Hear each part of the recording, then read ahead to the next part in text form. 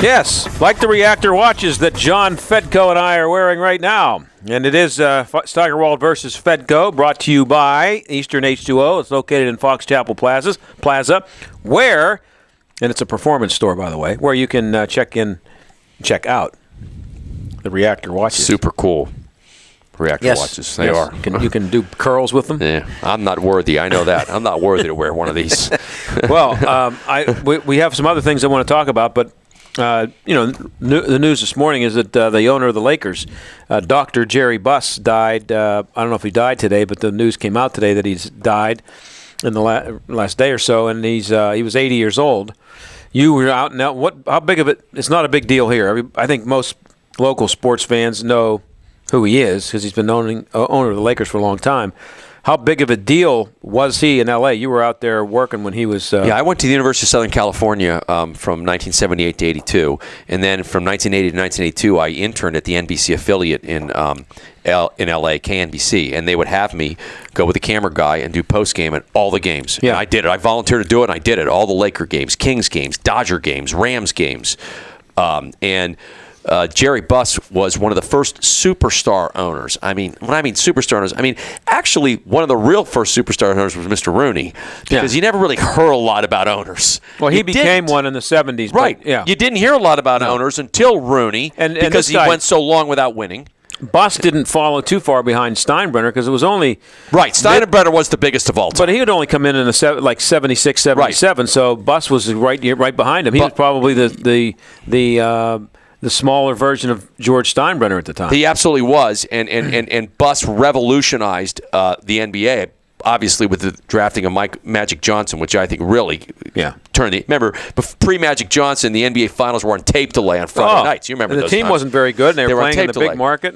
And the NBA was an afterthought. It was very hard to see their games on television.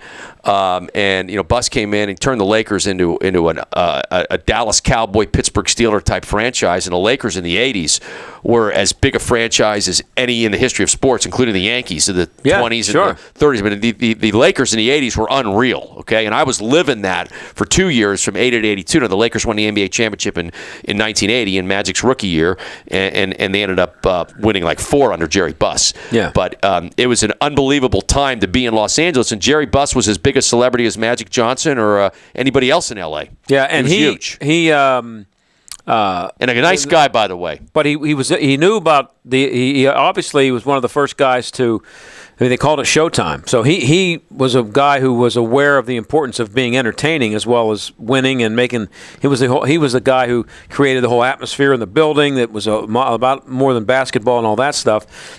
And I guess if you're in Hollywood, you really ought to be aware of that stuff. And that he's probably one of the first really good sports marketers.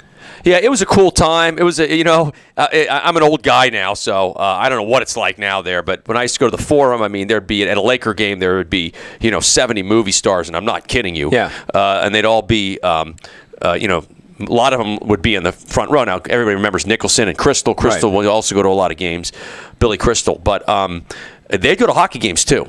Mm-hmm. There were stars at the L.A. Kings, especially that one year they went to the NHL Finals against Vancouver, and they knocked off Edmonton. That was a big year for stars going to Now, I was going to talk to you about this later, but since we're talking about Jerry Buss dying, what about – I mean, it comes up every – I don't know. In my years of covering sports, it seems like about every 5 or 6 years. There's now talk again about the NBA putting a team in Pittsburgh. David Stern mentioned Pittsburgh when he was asked about the league expanding, and he said, I got my eye on some really good cities, and Pittsburgh was one of the cities he mentioned. I think he's nuts, but I say that if they put an expansion team in here, it would die. You think so? Yeah. I don't know if it would, John. If they moved the Boston Celtics here, or if they moved the even if they moved the Lakers here with Kobe Bryant next year, they'd draw really well. But if to start off with a team that's going to go 14-65, no. I don't know.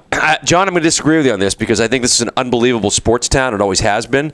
I think that it's shown it can support great college basketball.